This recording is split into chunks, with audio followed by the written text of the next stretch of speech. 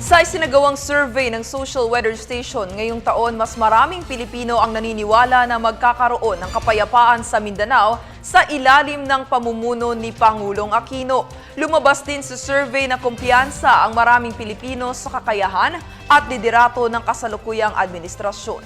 Balitaan mo kami, Elena Luna. Matapos pagtibayin ng huling annex ng Bangsamoro Framework Agreement, hindi nabigo ang mga Pilipinong naniniwala sa kapayapaan sa Mindanao.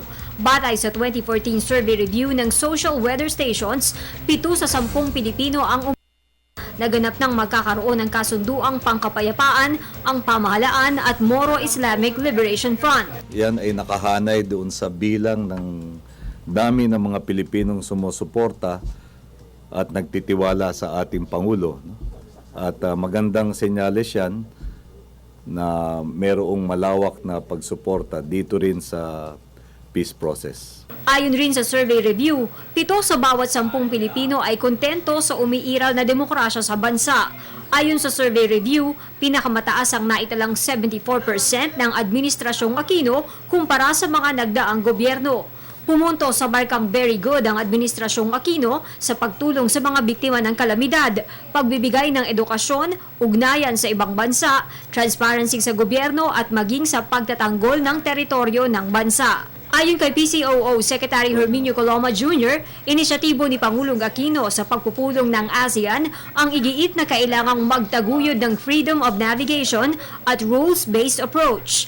At nung kahuli-hulihang pagpupulong ng ASEAN during the ASEAN-Japan Commemorative Summit, ay unanimous ang mga 10 member states ng ASEAN sa pagtataguyod ng mga prinsipyo ng freedom of navigation and aviation, yung rules-based peaceful settlement of disputes, at yung fleshing out of the code of conduct. No, maging yung mga bansa na nung sa mga unang yugto ay hindi nagpahayag ng kanilang pagsang-ayon, pareho na rin yung sinasabi doon sa ating posisyon. Kaya nga kinagagalak natin na mayroon ng consensus sa hanay ng ASEAN. Sa aming palagay, itong mga konkretong senyales na ito ang nakita ng mga mamamayan, kaya tumaas yung kanilang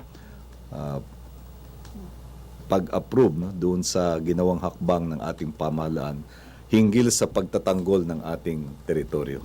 Batay rin sa survey review, neutral ang ranggo ng Administrasyong Aquino sa paglaban sa kahirapan. Para maagapan ito, inilaan ang pinakamalaking bahagi ng budget sa Social Welfare and Development para palakasin pa ang Pantawid Pamilyang Pilipino program.